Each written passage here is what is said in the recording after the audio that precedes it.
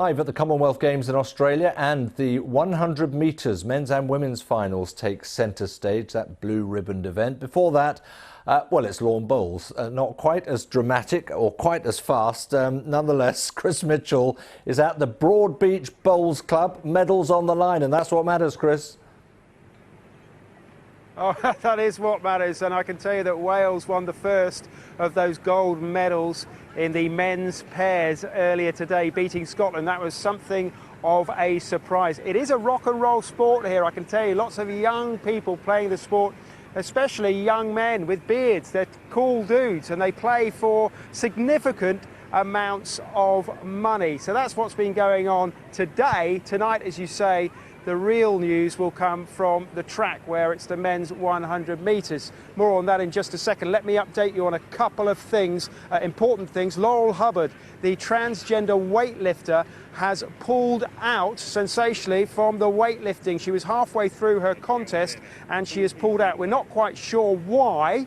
There had been a few grumblings about her taking part in the contest. We think she's injured, but more on that later. Di Green earlier pulled out of the athletics from the 400 hurdles. Another blow, former world champion, of course, another blow for Seb Coe and the world of athletics. But as you say, David, it's the 100 metres final, joined by Ed Harry, the BBC's athletics commentator. The men's final without Bolt. Does anyone care? Notably, I realised that we could still get tickets for that today.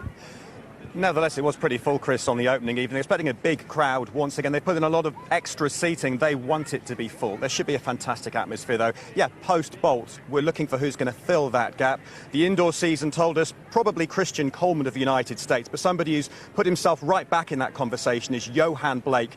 Even the year when he won the World Championships, Chris, even then that was about Usain Bolt false starting. Finally, he can emerge from Bolt's shadow this evening. He's an overwhelming favourite for that race, and he looks relaxed. Finally, he looks like he's enjoying the attention. And what about the women's event?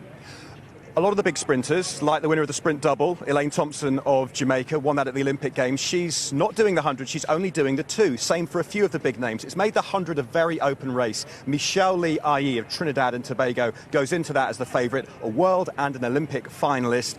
3 Trinidad and Tobago athletes, 3 Jamaicans, 1 Ghanaian, 1 English sprinter.